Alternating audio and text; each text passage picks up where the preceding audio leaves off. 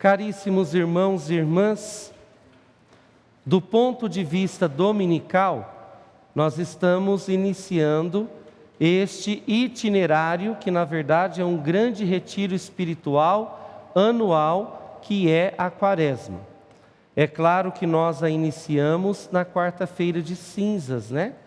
Quarta-feira de cinzas nós nos revestimos de cinzas, ou na verdade a igreja impõe, né, sobre nós as cinzas como sinal de penitência para inaugurarmos o tempo quaresmal e ao mesmo tempo aqui no Brasil a campanha da fraternidade, que tem como tema fraternidade e ecologia integral, e o lema: Deus viu que tudo era muito bom.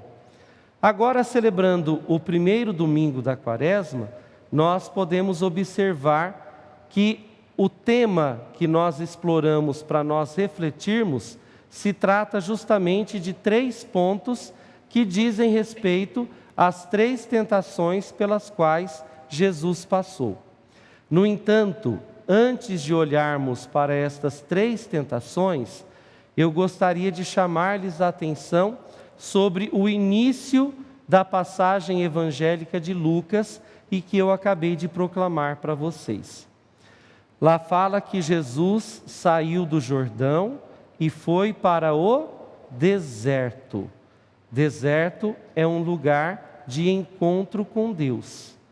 Jesus se esvaziou de tudo aquilo que poderia afastar-lhe de Deus. Por isso o deserto, né? E Jesus estava cheio do Espírito Santo e era conduzido pelo mesmo Espírito. Para alguém estar cheio do Espírito Santo e deixar-se ser conduzido pelo Espírito, é preciso fazer o quê? Estar em íntima sintonia com Deus. E como é que principalmente nós conseguimos estar em sintonia com Deus? Através da oração. É por isso que o tempo quaresmal é um tempo forte, que tem como característica especial a oração, dentre outras características, né? Tem a oração. Eu e vocês que somos cristãos, precisamos sempre aprimorar a nossa oração para poder fazer crescer a nossa fé, que é uma virtude teologal. Segundo São Paulo, na segunda leitura de hoje, quando escreve aos Romanos, ele diz que é preciso ter fé para alcançarmos a nossa salvação, não é? Quem crê com o coração e professa a fé com a boca, este não será confundido e receberá a salvação. Então nós já sabemos que é preciso fazer crescer a nossa fé, aprimorando a nossa oração. A Quaresma é um tempo oportuno para isso.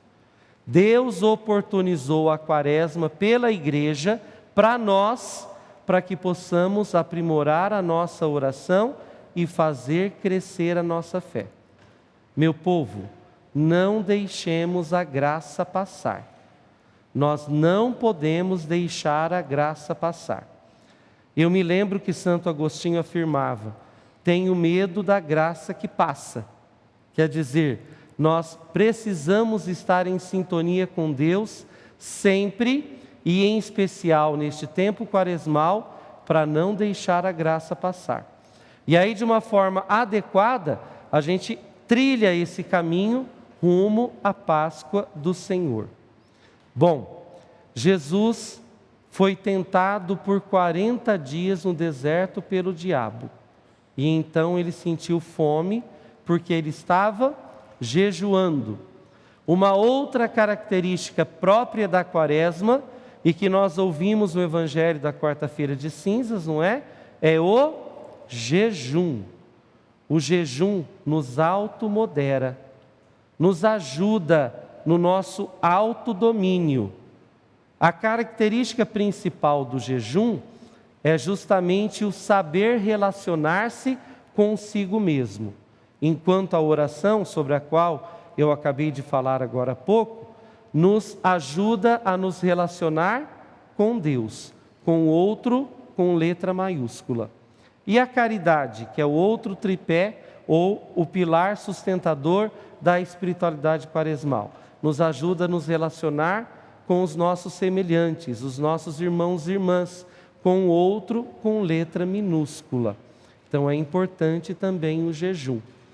E por 40 dias, este número 40 nos recorda lá no Primeiro Testamento os 40 anos sobre os quais a primeira leitura de hoje, tirada do livro do Deuteronômio, nos fala. 40 anos que o povo hebreu passou ali se libertando, porque estavam escravos dos egípcios, rumo à terra prometida, onde corre leite e mel.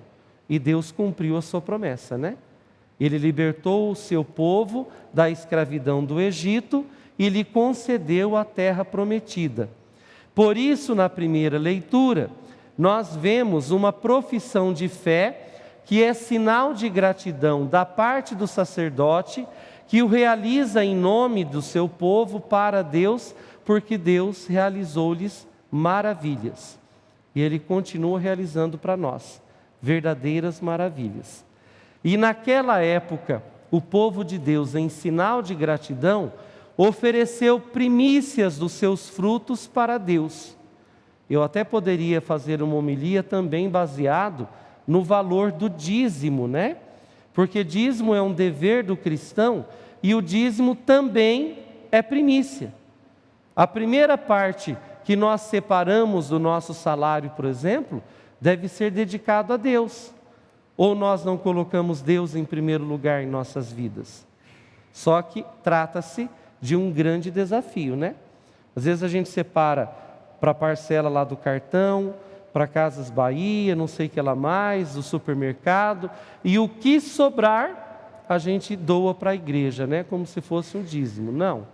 Em sinal de gratidão por tudo aquilo que nós temos, o nosso emprego, a nossa vida, a nossa saúde, nossa família, a gente tem que dar a primeira parte, primícias para Deus, A exemplo do povo lá do Primeiro Testamento, como nós ouvimos na primeira leitura de hoje.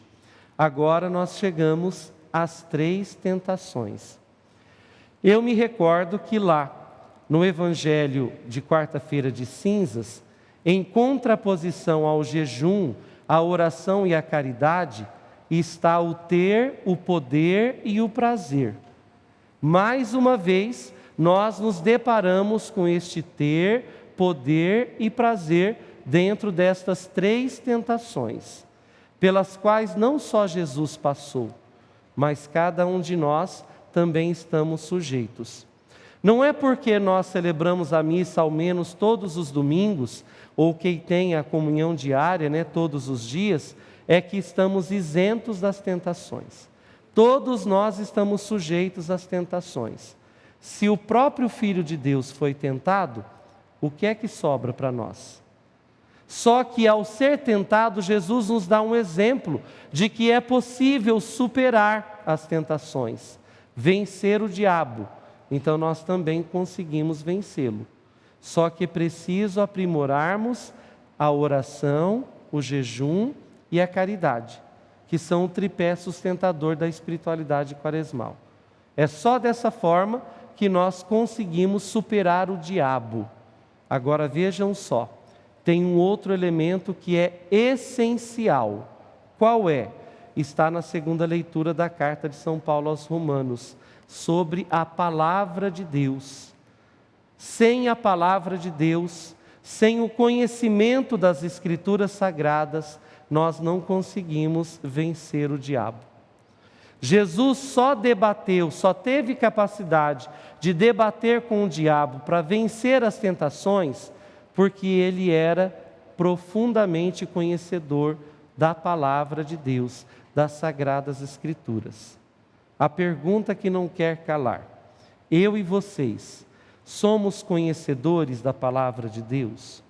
Somos assíduos em orar, em rezar sobre a palavra de Deus, em meditar a palavra de Deus, em contemplar a palavra de Deus? A Lexio Divina, nos ajuda a subirmos os degraus da oração, da meditação da palavra de Deus.